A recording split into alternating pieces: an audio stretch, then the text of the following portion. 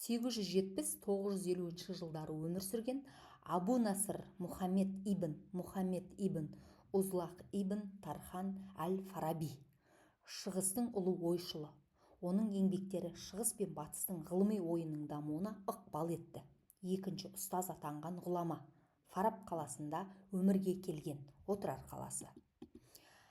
Алғашқы білімін Отырардан алып, кейін Шаш қаласы, Ташкент, кейін Ташкент, Самарқан және Бұқарада оқуын жалғастырған болатын. Бұдан соң өз заманының аса маңызды ғылыми орталықтары Исфахан, Хамадан, Дамаск, Бағдат, Халеб және Кайр шаһарларында оқыды. Әл-Фараби араб, грек, парсы тілдерін жетік меңгерген. Оның еңбектері ортағасырлық ғылымның негізін қалады. Әл-Фарабидің ықпалымен Ибн Сина, Омар Хайям және тағы басқа көптеген ойшылдардың көзқарастары қалыптасты. Аристотельдің органон ілімінің бүкіл кешенін жинап ретке келтірді. Оның барлық кітаптары бойынша түсініктемелер жазды. Сіңірген еңбегінің ауқымдығы соншалықты оған екінші ұстаз атағын берген болатын. Әл-Фараби математика, физика, медицина, астрономия, философия, педагогика, психология, саясаттану және тағы басқа ғылым салаларында аса ірі жетістікке жеткен болатын.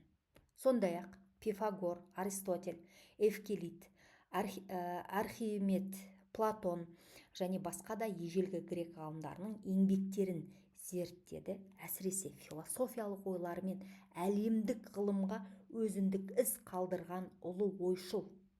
Ұлы ойшыл ғылымның әртүрлі салалары бойынша, Әл-Фараби әртүрлі салалары бойынша 160-қа жуық трактат жазып, өшпес мол мұра қалдырды. Трактат белгілі бір ғылым саласы бойынша түбегейлі зерттеп баяндалатын ғылыми еңбек. Енді оның еңбектері дегенде естеріңізде болсын, міне экранда тұр. Қайырымды қала тұрғындарының көзқарасы, ғылымдар тізбегі, музыканың ұлы кітабы, бақытқа жол сілтеу, азаматтық саясат, поэзия өнері туралы және риторика. Тағы басқа еңбектері өте көп.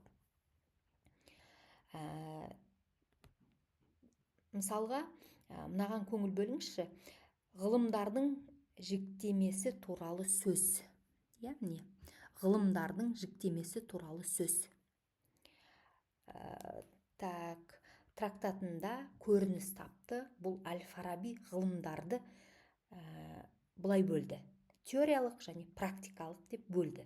Демек, теориялық ол логика мен математика, ал практикалық этика мен саясат деп бөлген болатын.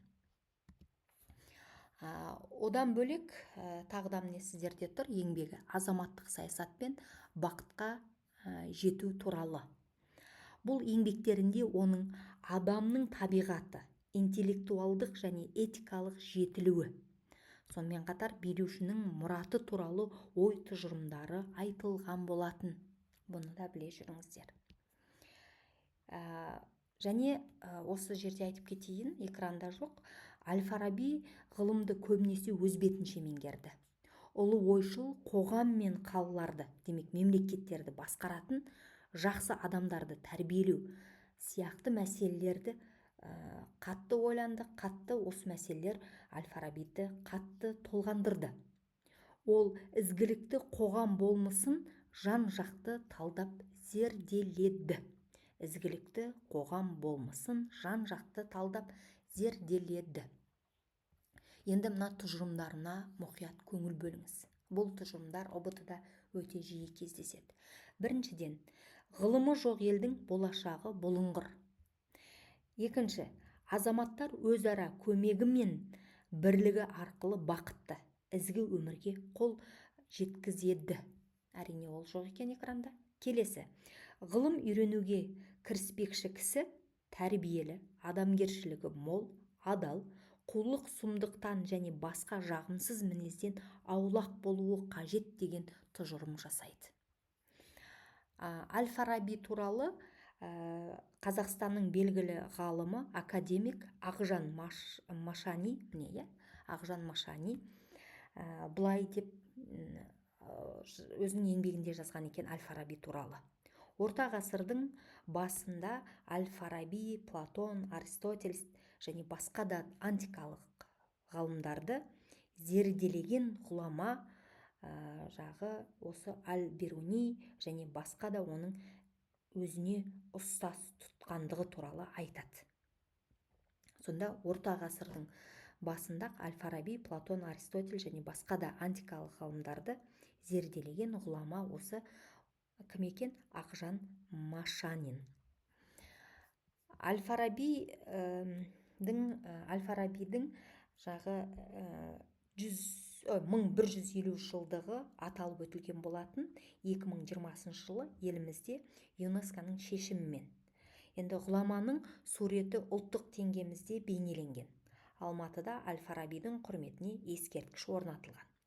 Ал енді әл-фараби Дамаск қаласында өмірден өткен, сол жерде жерленген.